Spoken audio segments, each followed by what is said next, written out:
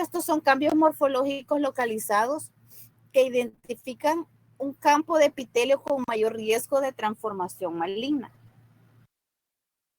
Por ejemplo, en el cérvix son áreas de epitelio que tienen una lesión precursora. Estos cambios pueden adoptar formas de hiperplasia, como vemos aquí, metaplasia, o sea, va a llevar a una metaplasia o a una displasia, y esto va a llevar a un cáncer.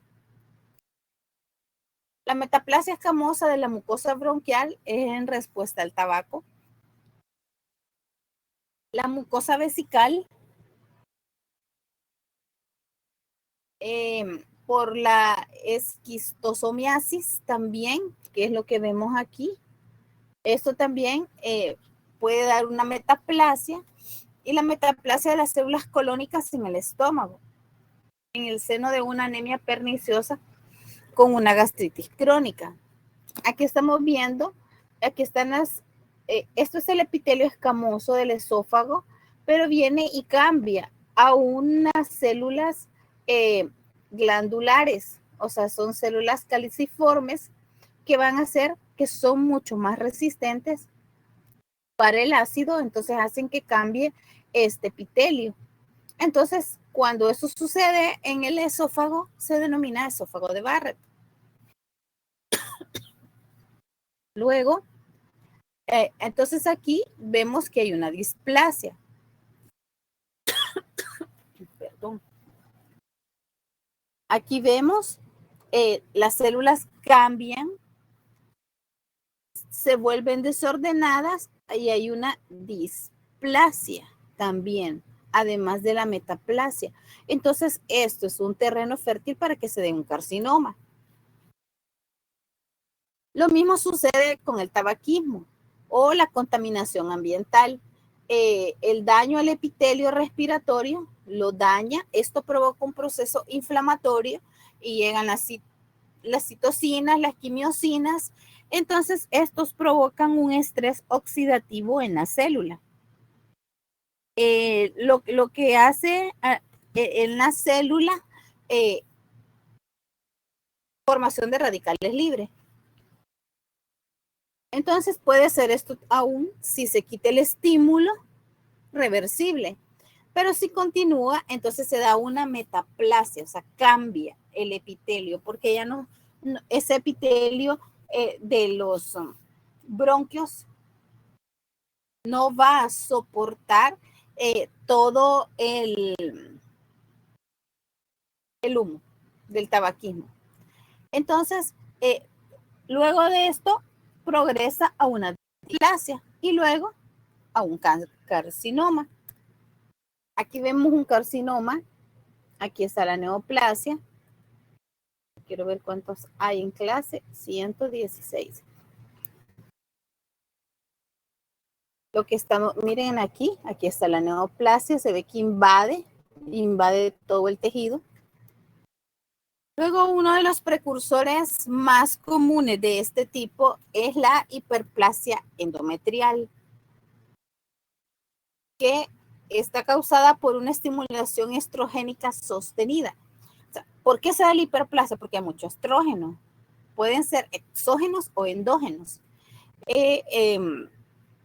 Entonces, esta hiperplasia endometrial evoluciona. Está el endometrio proliferativo. Bueno, el endometrio cambia en todo el ciclo. No es igual. En el ciclo menstrual cambia. Secretor, o sea, es diferente el proliferativo y el menstrual. Entonces, vemos, aquí está, este es un endometrio proliferativo y aquí está el miometrio. Luego, si hay una estimulación estrogénica sostenida sin la oposición de la progesterona, entonces viene y se da una hiperplasia simple. Luego se vuelve compleja. Esto va evolucionando porque va habiendo múltiples mutaciones. Luego se da una hiperplasia compleja. Aquí hay atipia y aquí es un endometrioide que ya invade el miometrio. Este es una hiperplasia endometrial, este es un adenocarcinoma del endometrio. Miren la hiperplasia y el adenocarcinoma. Aquí vamos a ver cuánto invade el miometrio. Estas otras lesiones de riesgo que son neoplasias benignas, porque cuando sucede, esta mucosa queda en riesgo. Entonces, esto es una lesión clásica de este tipo, es el adenoma velloso de colon, que progresa a un cáncer en un 50%. Se está escuchando bien, no se está escuchando cortado, ¿verdad? Si no, igual me avisan y nos cambiamos. El punto es que aquí hay 122 y estos no caben ni en MIT ni en ningún otro, sino que solo aquí. Entonces, esto es un adenocarcinoma de colon. Ahora, ¿qué sucede en este? Está la mucosa. Aquí ve mucosa, su mucosa muscular y serosa. Aquí hay una mutación de la línea germinal hereditaria, un paciente X con una mutación hereditaria en la línea germinal, o puede ser una somática, o sea, una adquirida. Este la adquirió uno que tenía una mutación que nació así, otro es porque la adquirió. Entonces viene y se da, el primero de los genes es el gen APC. Entonces, lo que hace es que aquí se muta un gen supresor de tumores. Entonces se da lo que se denomina el primer golpe. El primer golpe es los primeros genes que se mutan.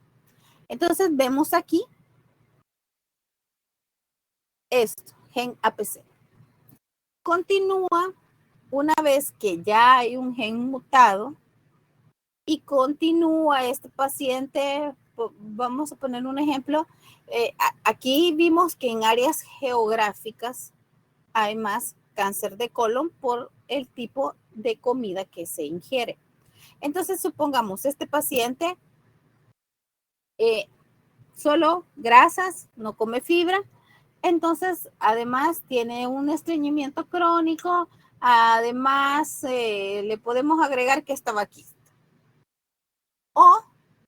Pero este paciente tiene una alteración genética de un gen APC, pero viene, es una mutación de la línea germinal, pero viene este paciente X y se expone la mucosa colónica, ya está en riesgo, pero porque se expone, entonces viene y se da y se sigue mutando los genes y se da una anomalía de la metilación e inactivación de los alelos normales. Entonces, esto se denomina un segundo golpe. Aquí ya vemos que está el gen APC y está la beta-catenina, es otro que está mutado. Entonces, esta mucosa que ya está en riesgo, como ya tiene dos genes mutados y el paciente sigue en riesgo porque continúa ingiriendo dieta alta en grasas, baja en fibras, tabaquista, y se sigue mutando. Ese es uno de los detonantes, pero recordemos que hay un montón, ¿verdad? De los detonantes ambientales. Entonces, viene y hasta viene esta mucosa y comienza a crecer o un pólipo o un adenoma. Miren, es un pólipo pequeño. Entonces viene y se da una mutación, además del gen APC, la beta-catenina, y está el KRAS. Por eso esto se denomina mutaciones en múltiples pasos. Por eso es que el cáncer de colon, las colonoscopías las dejan cada 5 años. Porque en 5 años se ve si hay un pólipo como esto que está aquí, se quita. Porque esto se va a transformar en maligno. No todos se transforman en maligno, pero, o sea, eso ya es un riesgo tener un adenoma o un pólipo. porque se va a venir, esto se puede transformar en maligno. O sea, sí, continúa la mutación de los genes. Entonces, miren, se vuelve más grande ya el adenoma. Miren aquí. Aquí hay ya pérdida homocigótica de otros genes supresores del cáncer. Hay sobreexpresión del COX-2. Ahora, aquí viene y hay otra mutación. Y aquí estamos viendo y además de los que ya están mutados, aquí está ya el TP53 o el P53. Está el LOH y el SMA. Ahora, siguen las mutaciones. Miren, siguen las mutaciones. Continúa la mucosa. La proliferación celular descontrolada. Están mutados estos genes, no hay quien le ponga freno. No hay quien pare en el ciclo celular esta mutación que venía desde por aquí. Entonces, lo que aquí sucede ya es, miren, está la telomerasa y muchos otros genes. Entonces, para que esto se dé, un cáncer ha tenido que pasar varios tiempos, años, hasta que se convierte en un carcinoma. Entonces, por eso el cáncer de colon da tiempo. O sea, si se hacen chequeos periódicos. Así como aquí, miren todo lo que se va encontrando. O sea, en una colonoscopía, si se encuentran estos pólipos, se quitan. Porque son mucosas que ya están en riesgo. Esta es una poliposis familiar. Miren, múltiples pólipos. Para hacer el diagnóstico son más de 100 pólipos en la poliposis familiar. Y miren aquí, múltiples pólipos. Ahora aquí no van a quitar un pólipo, aquí hay que hacer una resección completa de toda la zona donde están los pólipos. Y entonces se van viendo los más grandes, los que tienen aspecto que se van malignizando y se meten los cortes a estudio. Hay que recordar, no obstante, que la mayor parte de los tumores benignos rara vez se transforman. Por ejemplo, los leiomiomas uterinos. Es raro que un leiomioma se transforme en un leiomiosarcoma. Aquí se habla más de que el leiomioma siempre fue bueno desde chiquito, digamos, y el leiomiosarcoma siempre fue malo desde chiquito. Eso es lo que está diciendo, que hay ciertos tipos de neoplasias que no se transforman. Por ejemplo, no es lo mismo lo que acabamos de ver que un adenoma se puede transformar. Aquí, por ejemplo, los pólipos depende, hay diferentes tipos de pólipos, diferentes tipos de adenomas. Unos se transforman, otros no, dependiendo del tipo que sea. Igual aquí, los adenomas pleomórficos, que son de las glándulas salivales, que son los tumores mixtos, esos generalmente son benignos. Y también algunos lipomas, o sea, un lipoma nunca casi se va a convertir en un liposarcoma. O sea, el liposarcoma fue malo desde chiquito. Así, eso es lo que sucede con este tipo de neoplasias, de estos tumores que no se transforman. No se ha aclarado por qué muchos tumores benignos se asocian a un riesgo inapreciable de transformación maligna. Muchos de lo que está aquí en el Robbins aún se está investigando. O sea, hay cosas que todavía no están claras del por qué se dan algunas neoplasias, de por qué unas son más agresivas que otras y por qué la diversidad en los pacientes. O sea, pacientes con la misma neoplasia, el mismo tamaño, el mismo patrón histológico, y uno va a evolucionar diferente al otro. Entonces, por eso dice que aún no se ha aclarado por qué esos tumores, por qué algunos tumores se asocian a un riesgo inapreciable de transformación maligna. Cabe la posibilidad de que tumores benignos con alto riesgo de transformación maligna presenten una inestabilidad genómica. Hay neoplasias que fueron benignas y se van a transformar en malignas. Entonces, se está estudiando el por qué, pero se cree que lo que hay es una inestabilidad genómica, una característica que facilita a que se dé un cáncer, mientras que los tumores auténticamente benignos no tengan esa inestabilidad genómica. O sea, todo va a ser a nivel del gen. Entonces aquí vamos a hablar de la inmunodeficiencia y los tumores malignos.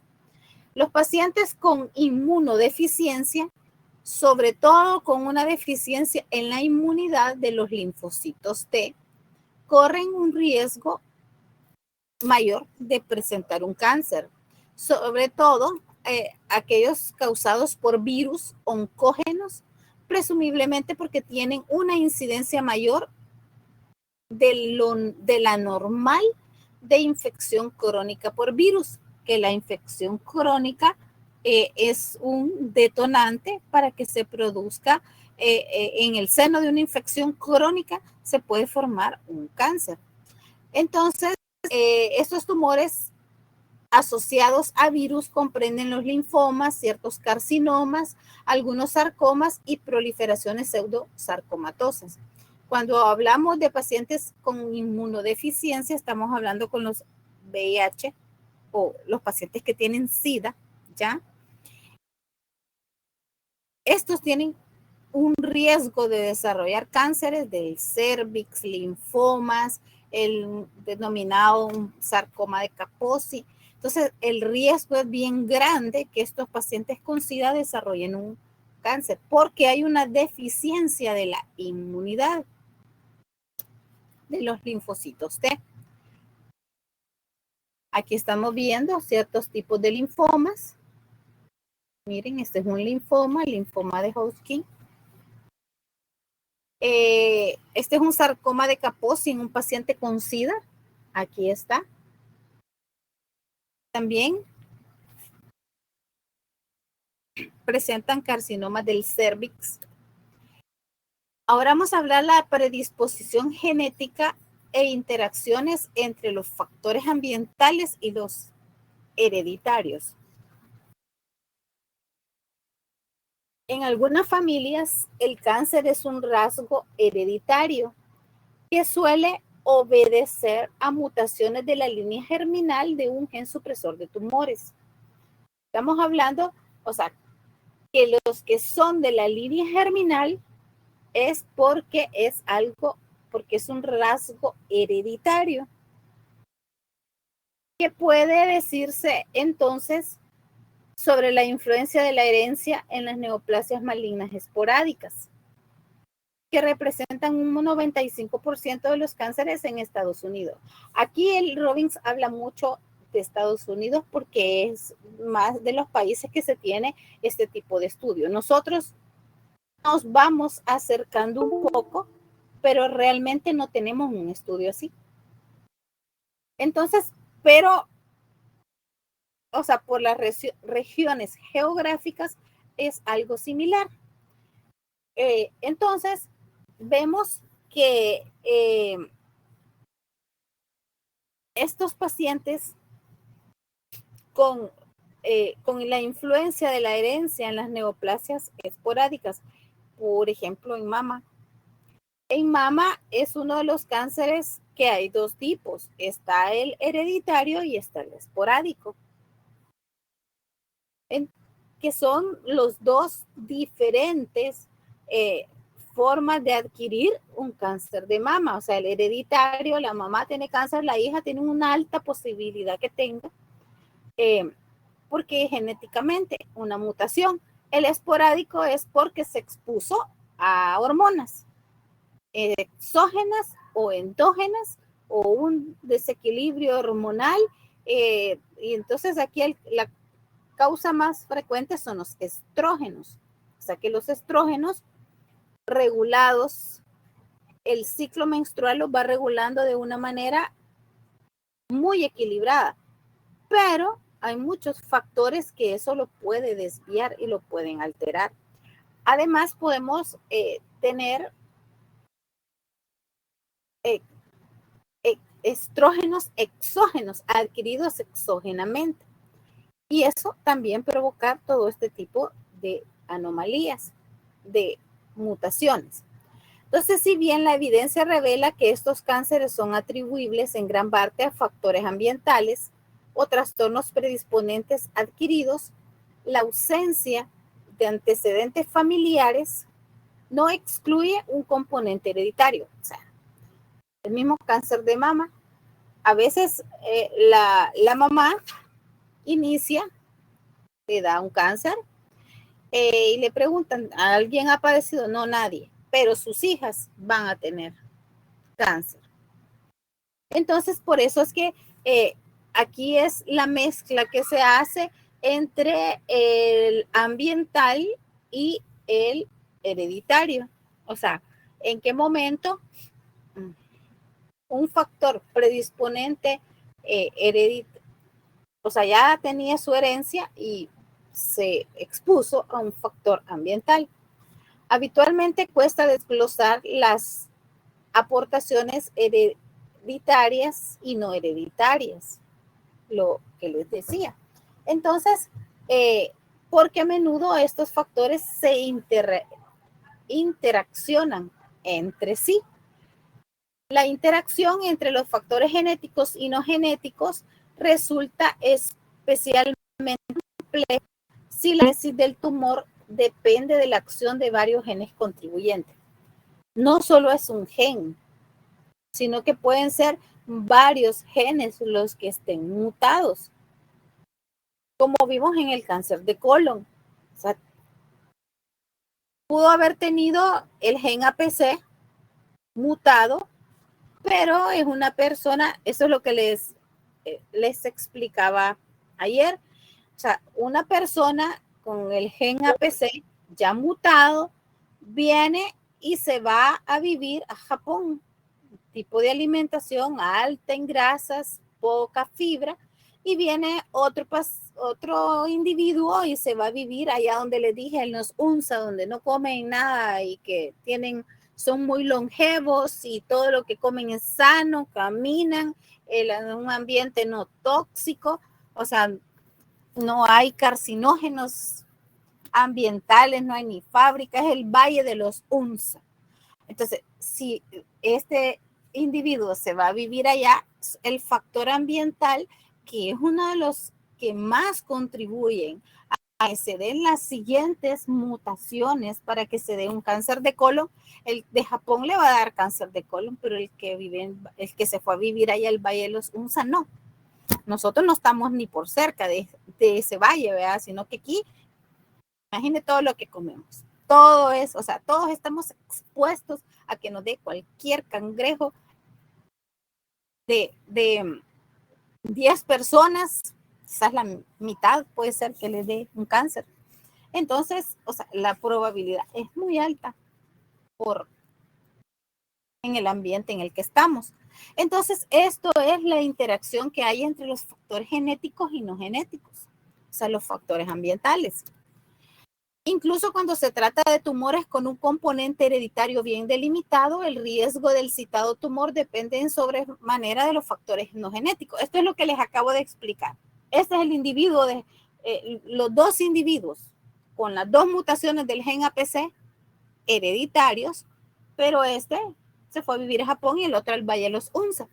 Entonces, por ejemplo, el riesgo de cáncer de mama en mujeres que heredan copias mutadas de los genes supresores, porque los genes que están mutados en el cáncer de mama son el BRCA1 y el BRCA2. Estos son los genes mutados expuestos, que los vamos a ver mucho en tumores de ovario, cuando veamos mama, bueno, los vamos a ver después. Casi triplica el de las mujeres nacidas después de 1940 con relación a lo que nacieron antes de ese año, probablemente aquí habla más por los cambios de la actividad reproductiva. O sea, esto ellos lo catalogaban mucho porque la actividad reproductiva tenía mucho que ver porque la mama no descansa nunca de la influencia hormonal estrogénica a la que está sometida la mujer durante la vida fértil. Entonces, pero hubo un momento en que disminuyó la natalidad en esos años. Entonces, aumentó el cáncer. Eso estamos hablando de ese tiempo. Pero ahora, como yo les explicaba, la nuliparidad es un factor de riesgo, sí, pero vemos muchas mujeres multíparas y gran multíparas con cáncer de mama. Entonces, esto va cambiando dependiendo de lo que nosotros nos estamos exponiendo. O sea, qué tanto estamos mutando nuestros genes. Recordemos que metemos a la célula en un estrés oxidativo. Formamos radicales libres. Es más, los factores genéticos pueden modificar en grado significativo la probabilidad de cáncer inducido por elementos ambientales. O sea, un factor genético puede modificarse. Lo que les estaba explicando, o sea, el mismo paciente X, individuo X, que se va a vivir a un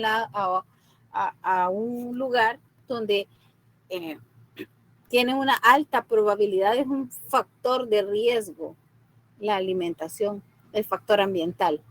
Entonces, las variaciones hereditarias, o sea, los polimorfismos de las enzimas que metabolizan los procarcinógenos de procarcinógenos a carcinógenos activos, influyen en la sensibilidad al cáncer.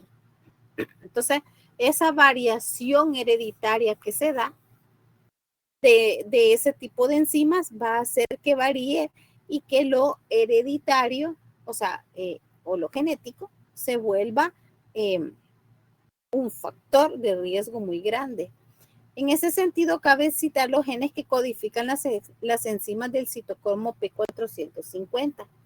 El polimorfismo de uno de estos LOCI P450 le confiere a los fumadores de cigarrillos una tendencia hereditaria al cáncer de pulmón. O sea, este polimorfismo que estamos viendo aquí, o sea, esta variación hereditaria que tiene de las enzimas que se metabolizan de procarcinógenos a carcinógenos, porque por eso es que no todos los pacientes, no todas las personas que fuman les va a dar un cáncer de pulmón, porque tiene mucho que ver esos genes que codifican esas enzimas. Que están en ese LOCI 450 que le va a conferir, o sea, a los que tienen ese polimorfismo, es el que le va a dar un cáncer de pulmón.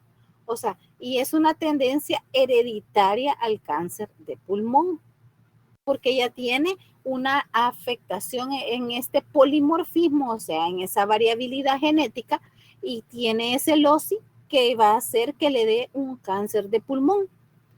Entonces es probable que se detecten más asociaciones de esta naturaleza, o sea, otro tipo de otros cánceres, otro tipo de tumores. Pero este es un ejemplo del por qué no a todo el que fuma le da cáncer de pulmón. No le da cáncer de pulmón, pero puede mutarse otro tipo de gen y le puede dar otro tipo de cáncer, de vejiga, de la cavidad oral. O sea, el cáncer puede ser en cualquier otro. Pero ahora veamos, a ver, no toditos los fumadores les da un cáncer, en cualquier lado del cuerpo, no a todos, sino que tiene que ver la inestabilidad genética que cada uno tenga. Ahora la base molecular de los tumores malignos, la función de las alteraciones genéticas y epigenéticas. La prueba sobre los orígenes genéticos del cáncer se ha ido acumulando durante varias décadas. Sin embargo, solo se tiene solo una visión completa de la magnitud de estas aberraciones genéticas. Gracias a los avances tecnológicos en la secuenciación del ADN, imagínense que está un fragmentito y otros métodos que facilitan el análisis genómico de las células tumorales. Entonces aquí un fragmentito y aquí vemos todo esto. Miren, esto fue científicos que este es un genoma humano que tiene 3 millones de variantes del ADN. Los científicos participaron en un proyecto global para catalogar las diferencias en el ADN humano y afirman que lograron trazar el 95% de todas las variantes y se tienen más o menos unos 3 millones de variantes. Esto tiene muchos años de que se sigue investigando y aún continúa. La complejidad de estos datos resulta estremecedora. O sea, realmente esto es bien complejo. Esto fue en el 2003 que se completó el mapa del genoma humano. Antes no se tenía completo el mapa de un genoma humano.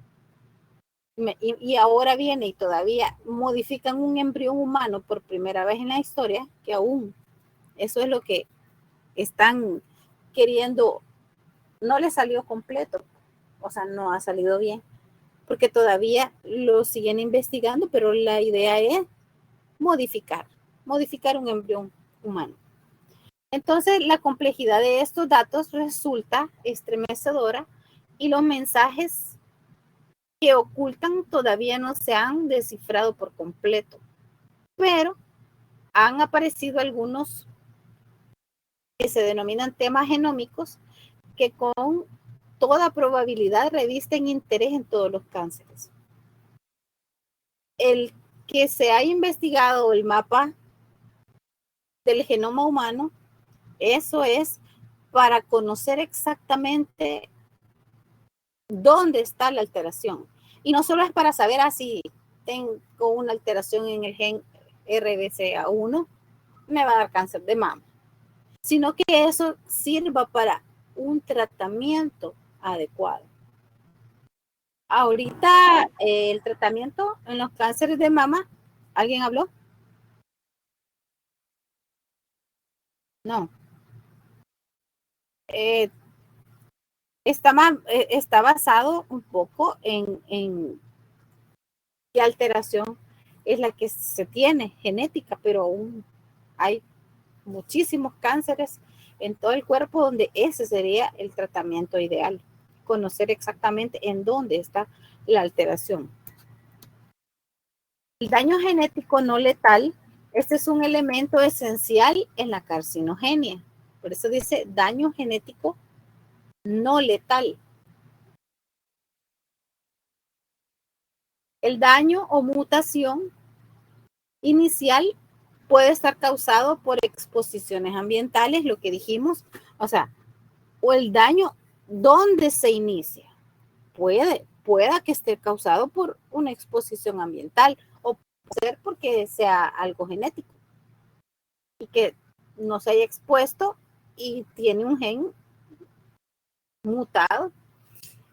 O puede ser heredado en la línea germinal, lo que les dije. O sea, puede ser que más que todo lo que vimos los niños con retinoblastomas. Estos son niños que tienen un año. ¿Qué exposición pueden tener? Sino que es una mutación muy grave a nivel de la línea germinal. O lo que mencionan, resultar espontáneo y aleatorio. ¿Y dónde ponen este otro tipo que no es que ni ambiental ni heredado, sino que dice que encaja en la categoría de mala suerte? Imagínense. Eso sí que, como dice el Robbins, la única manera de que no le dé cáncer es no nacer. Así que ahí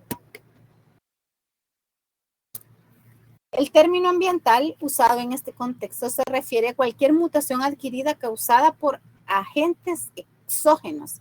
Y aquí van de todo: virus, sustancias químicas ambientales, hasta los mismos productos endógenos del metabolismo celular que pueden dañar el ADN, lo que les dije, las especies de oxígeno reactivo, la formación de radicales libres, que al final, si voy a formar los radicales libres es porque hay una alteración en el ambiente que hace que forme radicales libres. O alterar la expresión génica a través de mecanismos epigenéticos, o sea, que hayan oncometabolitos que van a hacer que también provoquen una mutación. El tumor se forma por la expansión clonal de una sola célula precursora que ha sufrido daño genético. Es decir, que los tumores son clonales. Una célula inició. Es la célula iniciadora. Se tiene esta célula y comienza a entrar al ciclo celular, pero si hay un daño genético en los genes supresores, va a impedir que, si no hay un daño genético, va a impedir que esa célula crezca con esa anomalía que ella tiene.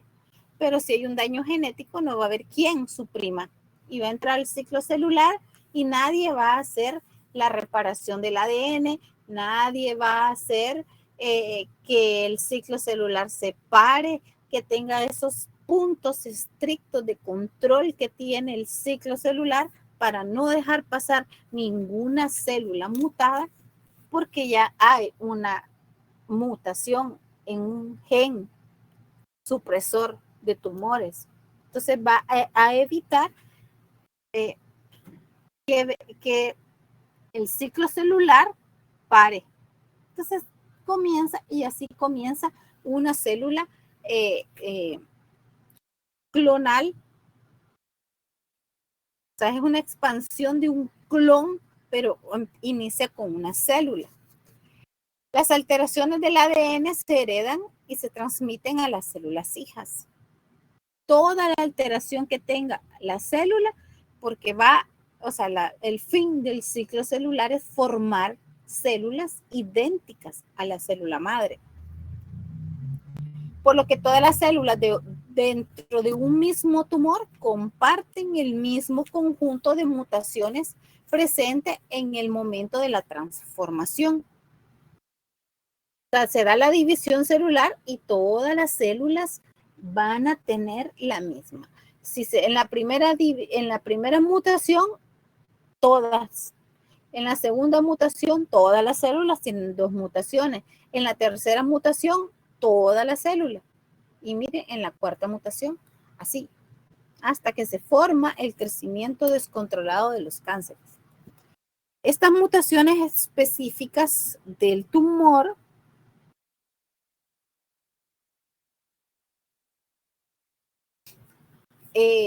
se identifican, espérenme que había olvidado.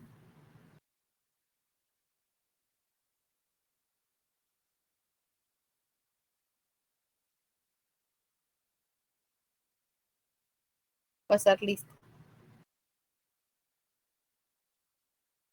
Entonces, estas mutaciones específicas del tumor se identifican casi siempre mediante secuenciación del ADN. Por ejemplo, mutaciones puntuales o análisis en los cromosomas para ver si ahí hay traslocaciones cromosómicas, cambios en el número de copias y todo lo que podemos encontrar. Entonces, los objetivos principales de las mutaciones causantes de cáncer son 4 categorías de genes reguladores normales. Esos son los objetivos principales de las mutaciones. En estas categorías están en los protooncogenes que promueven el crecimiento celular. Estos protooncogenes que se vuelven oncogenes están en los genes supresores de tumores. Estos son los que inhiben el crecimiento. Están los genes que regulan la muerte celular programada o apoptosis. Entonces, entra al ciclo celular, hay una anomalía, una mutación en este gen que regula la muerte celular programada. Entonces entra el ciclo celular, la célula que está con la mutación, pero como frena el ciclo, intenta repararlo, no lo puede reparar. Entonces, ¿qué sucede si no lo puede reparar? En el ciclo celular, ¿qué sucede a la célula? Se muere por apoptosis. Pero como aquí el gen que regula la muerte celular está mutado, no va a morir la célula, aunque en el ciclo celular se haya detectado de que tiene una anomalía. Entonces, la célula no va a morir, se vuelve inmortal. Y están los genes responsables de la reparación del ADN. Entonces, entra el ciclo celular y no encuentra quién repare el ADN. Ya vieron que está dañado el ADN, se detectó que hay un daño, pero como los genes responsables de eso están mutados, no hay quien nos mute. Entonces, esos son las cuatro categorías de los genes reguladores normales. Nosotros tenemos estos genes que están regulando cada día. Vamos a tener mutaciones o daños a nivel de la célula, pero están estos genes controlando que no eso continúe, sino que se frene y la célula muera y no continúe esa producción celular anómala o descontrolada. Estos son los genes que nosotros tenemos. Estos cuatro son los que nos están ayudando en la mudanza. Ahora, los principales objetivos de las mutaciones que causan los tumores malignos. Estos son los principales objetivos de las mutaciones. Llegar a estos, mutar estos genes. Una vez mutados estos genes, ya la regamos. Las mutaciones que activan los protooncogenes suelen producir un aumento exagerado de una o más funciones normales del producto codificado en el gen, o en ocasiones imparten una función totalmente nueva al producto génico afectado que resulta oncógena. Entonces, se mutó el gen, los protooncogenes. ¿Qué va a pasar?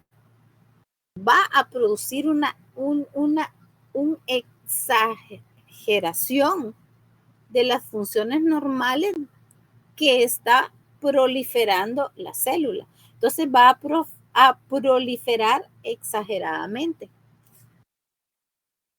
Como estas mutaciones generan una ganancia de función, pueden transformar las células, aunque exista una copia normal del mismo gen, la pueden transformar a la célula. Así pues, en el léxico genético, los oncogenes dominan sobre los genes normales. Lo que les decía, el protooncogen se volvió oncogen y no hay quien frene esa proliferación descontrolada y comienza a crecer.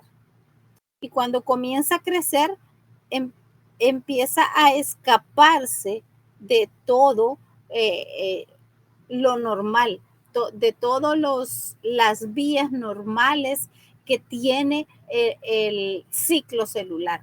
Recordemos que el ciclo celular, para que se inicie, activa una cascada de enzimas, una cascada de todo para que el ciclo comience en ese momento.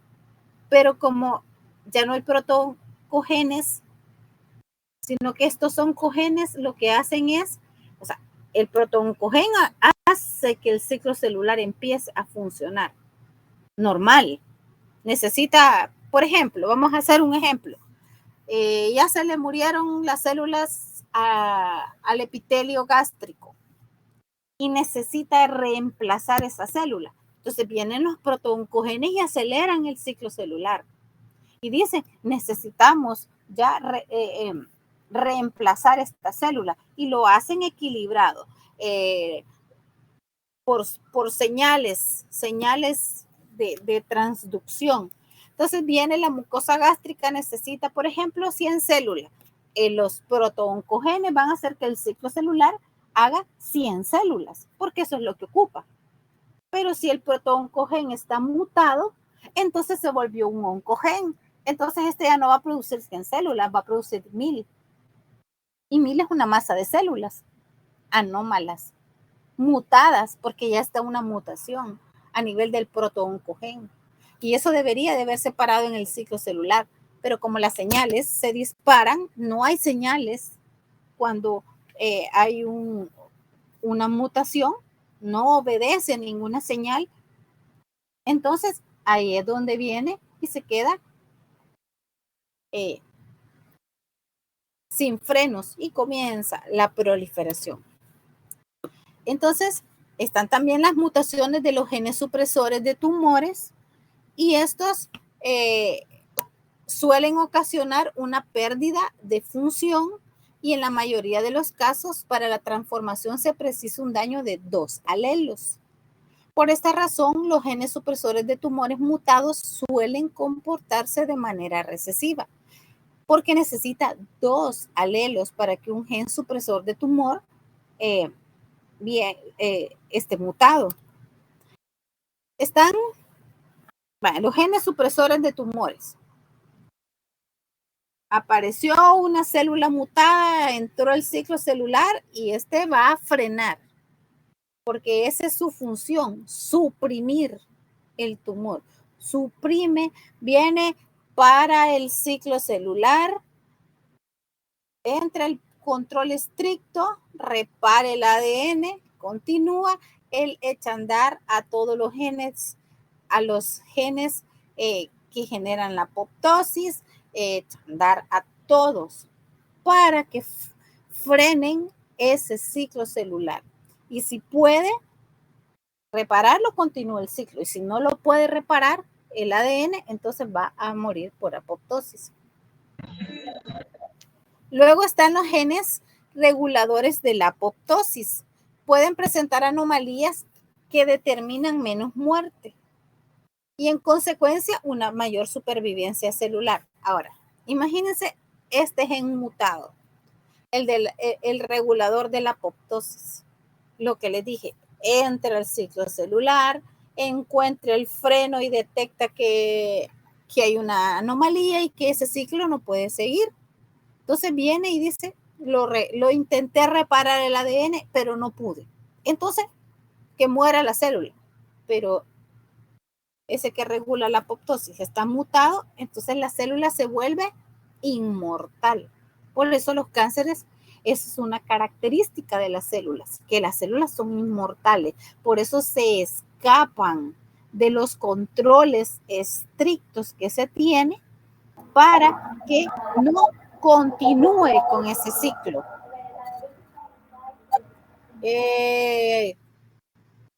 Ya, se cayó. Se trata de anomalías del tipo de mutaciones con ganancia de función de genes, cuyos productos suprimen la apoptosis, y mutaciones con pérdida de la función de genes, cuyos productos fomentan la muerte celular.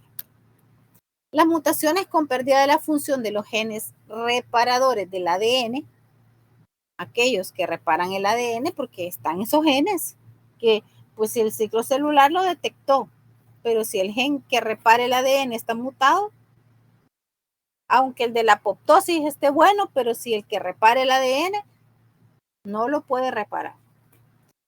Entonces, estos contribuyen de manera indirecta a la carcinogenia, al alterar la capacidad de la célula para reconocer y reparar el daño genético no letal de otros genes. El resultado es que las células afectadas adquieren mutaciones con una velocidad acelerada. Cuando esto sucede, que las células que están alteradas comienzan a adquirir múltiples mutaciones, el estado se denomina como fenotipo mutador y esto se caracteriza por la inestabilidad genómica. O sea, cuando hablamos de inestabilidad genómica es eso, que las células que están afectadas van a adquirir mutaciones muy rápido. Eso se denomina, entonces eso es la inestabilidad genómica. La carcinogenia se debe a la acumulación de mutaciones complementarias de manera escalonada en el tiempo. Ocupan tiempo para irse acumulando el número de copias, el número de mutaciones. La carcinogenia se debe a la acumulación de mutaciones, lo que les dije, de forma escalonada, así como vemos. Está la célula normal, se da una mutación inducida por carcinógenos, esta continúa y se da una mutación que afecta la integridad del genoma. Todo aquí está por un precursor iniciado con propiedades afines a la célula madre. Está el precursor con fenotipo mutador, continúan, se dan otras mutaciones conductoras, está la célula cancerosa ya fundadora y además hay mutaciones adicionales y aparición de subclones. O sea, aquí viene y la mutación, aquí está la mutación inducida por carcinógenos. Esa mutación afecta la integridad del genoma. Además, hay otras mutaciones conductoras y están las adicionales hasta que hacen un clon celular y que ya se da el cáncer genéticamente heterogéneo. Está también una mutación iniciadora, esta es la mutación iniciadora. Hay adquiere una inestabilidad genómica, o sea que adquiere mutaciones rápidamente. La adquisición de los rasgos, al haber una inestabilidad genómica, porque ya hay una rapidez en adquirir mutaciones, eso es la inestabilidad genómica. Entonces viene esto, cuando ya sucede esto, ya empieza a adquirir los rasgos característicos de un cáncer. O sea, la célula ya tiene los rasgos característicos de un cáncer. Entonces, y eso provoca una evolución genética adicional.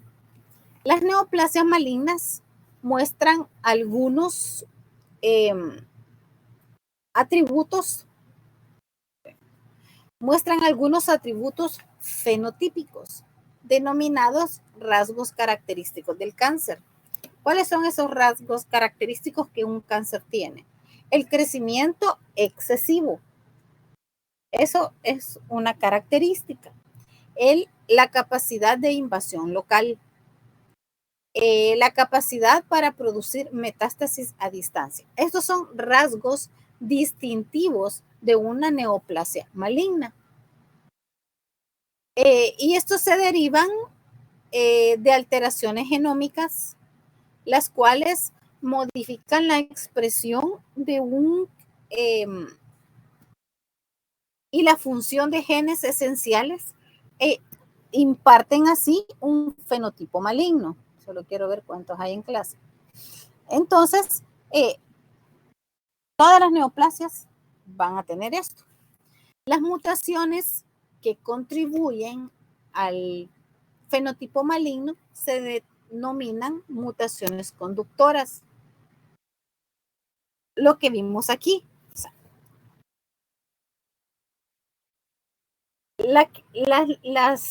Para que lo entendamos.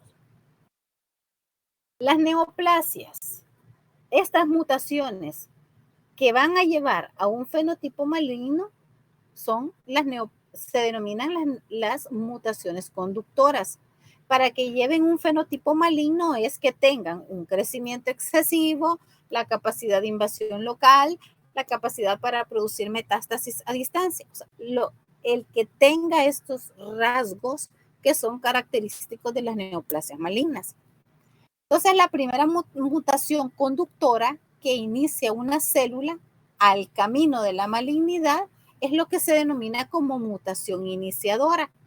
O sea, se dio la mutación, la primera mutación a nivel genético, entonces esto va a conducir al camino a que se vuelva un clon de células malignas, o sea, una masa de células, que generalmente se mantiene en todas las células del cáncer subsiguiente.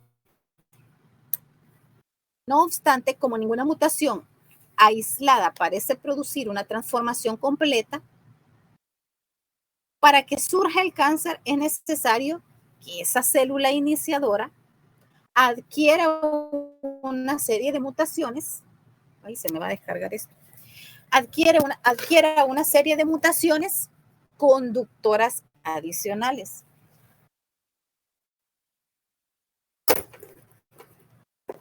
Solo pongo a cargar esto. Entonces, espérenme que si no pierdo el hilo.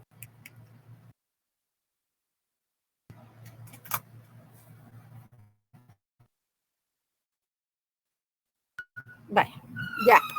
Entonces, aquí,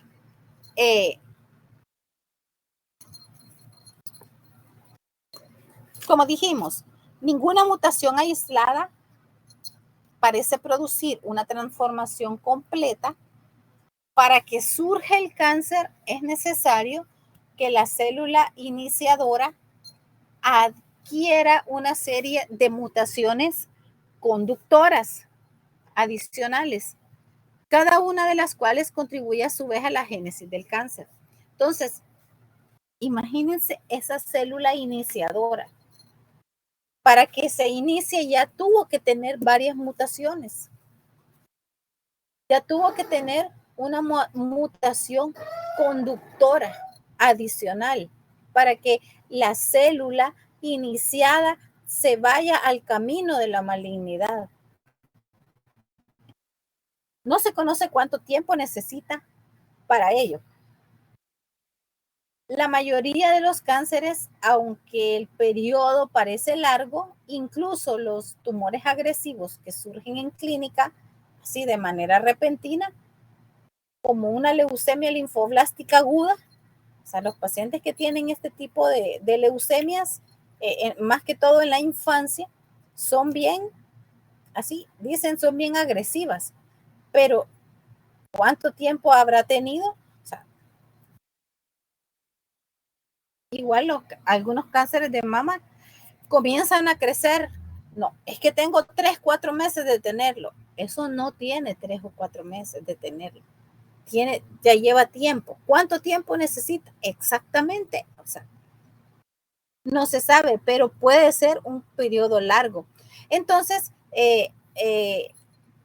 presentan células portadoras de mutaciones iniciadoras en muestras de sangre que se tomaron hasta una década antes. Por ejemplo, este paciente que le dio la leucemia linfoblástica aguda, le tomaron una muestra 10 años atrás y tenía una célula portadora de mutación iniciada ya hace 10 años. Y pasaron 10 años y el paciente no tenía nada. A los 10 años comienza con una leucemia, se llama LLA, que es una leucemia linfoblástica aguda, así de una manera brusca y acelerada. Y dice, esto acaba de ser. Pero realmente, este paciente hace 10 años, ¿verdad? No le hicieron una muestra de sangre. Y ahí se pudo ver que en sus genes ya había una mutación iniciadora. Lo que pasa es que tuvo un detonante X ambiental o el mismo ambiental le produjo una mutación acelerada, entonces viene y por eso hasta entonces. Pero aquí han comprobado que ciertos pacientes, o sea, tienen hasta 10 años antes, una década antes, y han sido portadoras de mutaciones iniciadoras.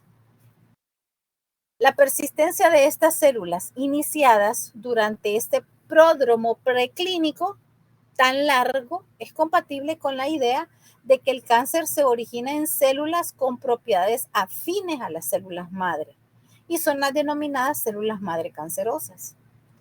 dotadas de la capacidad de autorreplicación y persistencia a largo plazo. O sea, que esas células pueden estar ahí y pasar largo tiempo y de repente comienza y se dispara la proliferación y comienza a formar una masa de células y el cáncer.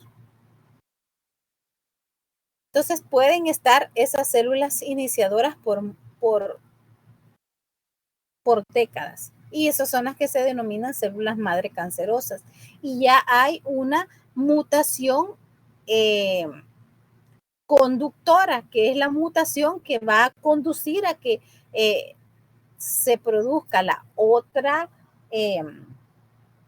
va a llevar a la célula a y eso es lo que se conoce como múltiples pasos. O sea, el paciente se expone al ambiental, por eso es lo que se da entre lo genético y no genético.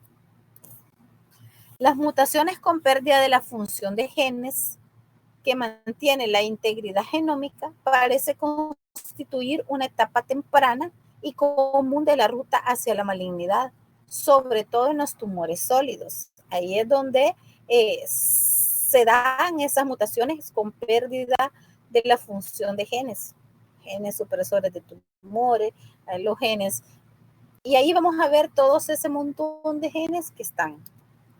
Las mutaciones que generan inestabilidad genómica no solo aumentan la probabilidad de contraer mutaciones conductoras, que son las que van a ir conduciendo a la célula hasta que presente todos los signos de malignidad, sino también y en gran manera la frecuencia de hay mutaciones sin relevancia fenotípica, las denominadas mutaciones pasajeras, que estas mutaciones pasajeras son muy comunes y las podemos encontrar.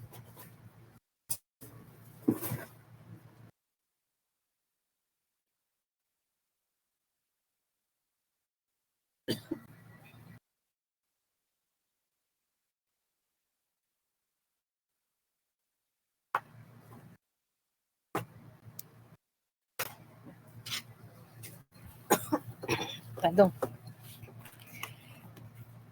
Entonces, lo que les decía, que existen esas mutaciones conductoras, que esas son aquellas que le dan la ventaja, le confieren una ventaja selectiva para que el tumor crezca. Esa es una mutación conductora.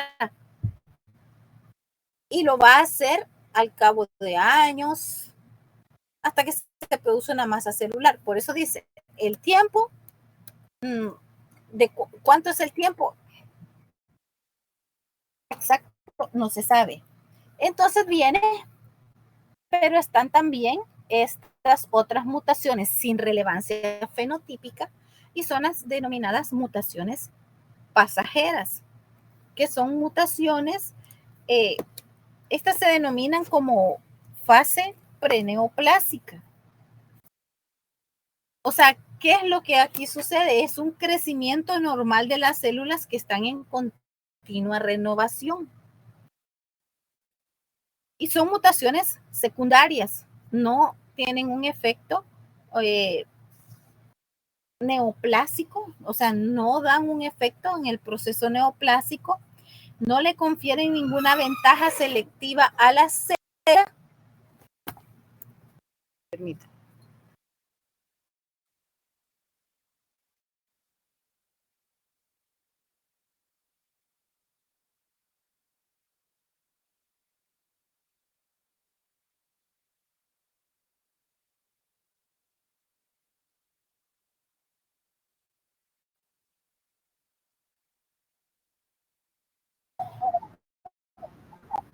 Bueno, ya casi terminamos.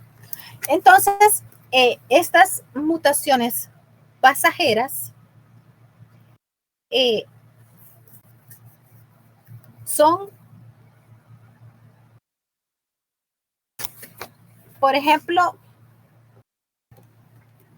Son múltiples mutaciones a las que podemos estar expuestos, pero son pasajeras porque estas no tienen ninguna relevancia, no provocan un efecto fenotípico en la célula, sino que se van dando en el transcurso del ciclo celular o de la proliferación y se dan más que todo en las células que están en constante renovación que necesitan.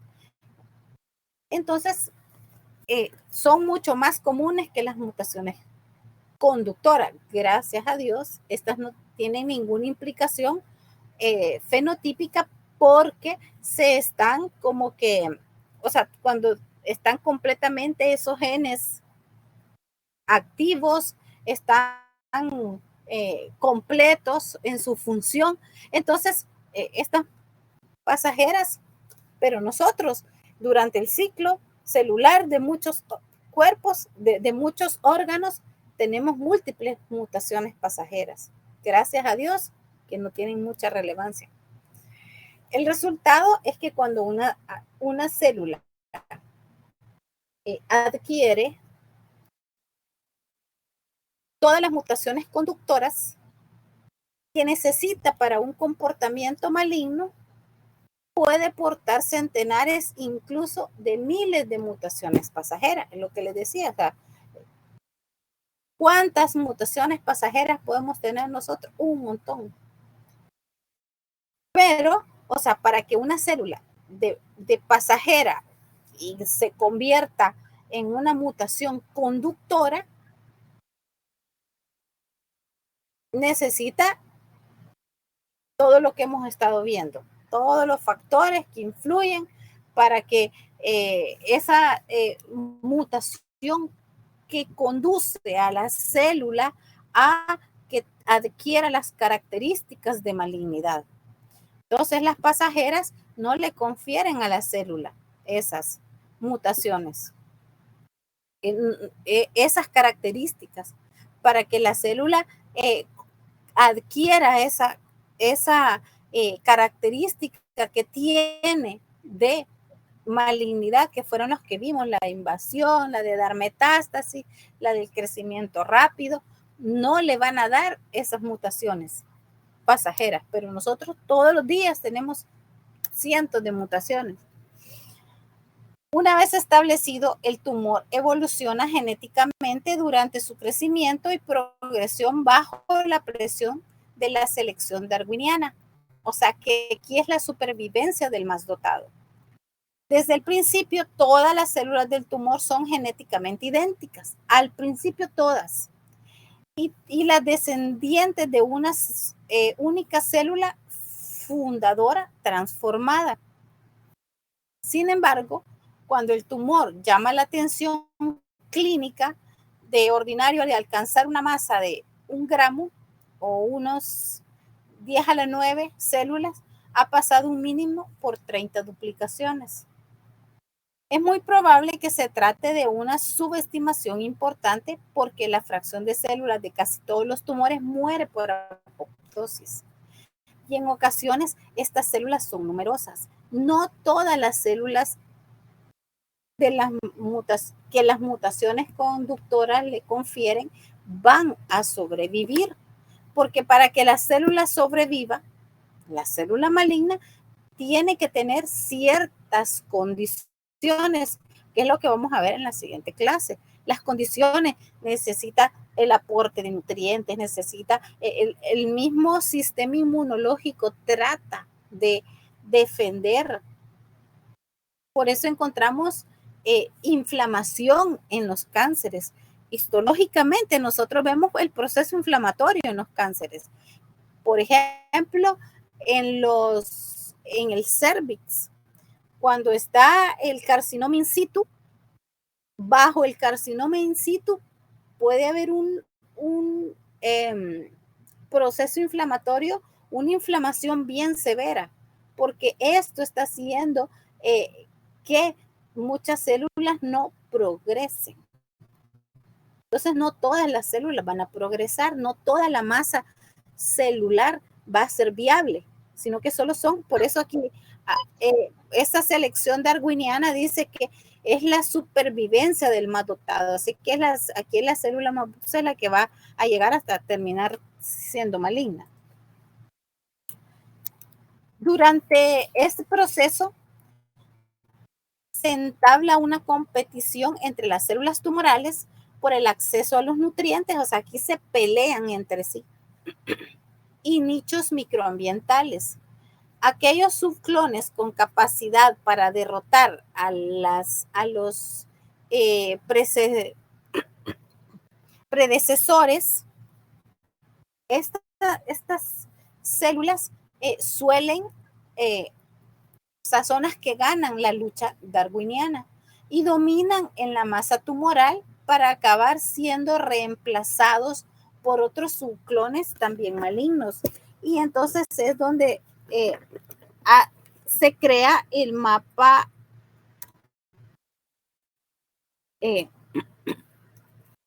un árbol evolutivo de los cánceres.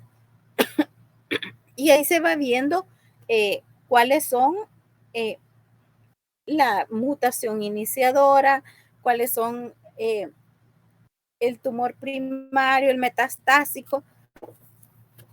Entonces, esta es la lucha por quién es la que va a ganar. Entonces va a dominar en la masa tumoral para acabar siendo reemplazados por otros subclones también malignos.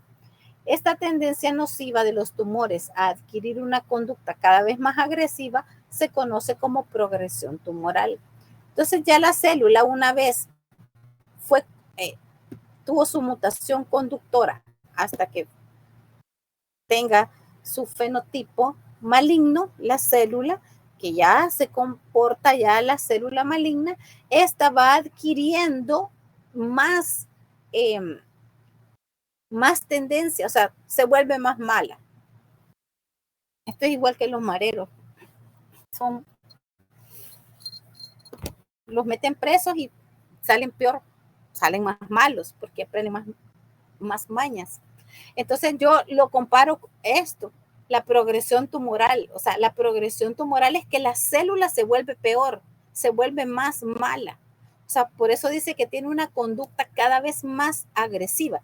Esta progresión tumoral es la que vemos en los carcinomas y por eso los catalogamos como bien diferenciados, moderadamente diferenciados y aquellos indiferenciados. Estos indiferenciados son malos, son bien agresivos. Entonces, estos son los que realmente ya están eso es la célula, el tumor que ya tiene una progresión tumoral hasta que se vuelve muy agresivo, muy malo. O sea, adquiere a lo largo de la progresión, va perdiendo hasta la forma, la célula. Imagínense que uno ya cuando es pobremente diferenciado ya no la reconoce. Uno ya no sabe qué tipo de célula es. Es tan grande, tan fea, tiene un núcleo tan horrible, tiene un núcleo, un citoplasma tan feo y se comporta muy mal, muy mala. O sea, literalmente es mala, maligna, cruel, para que entendamos lo que es la progresión tumoral.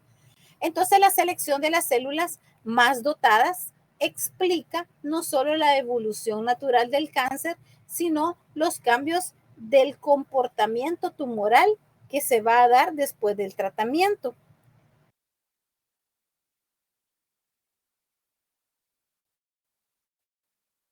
Entonces, terminamos. No sé si tienen alguna pregunta o todo les quedó claro.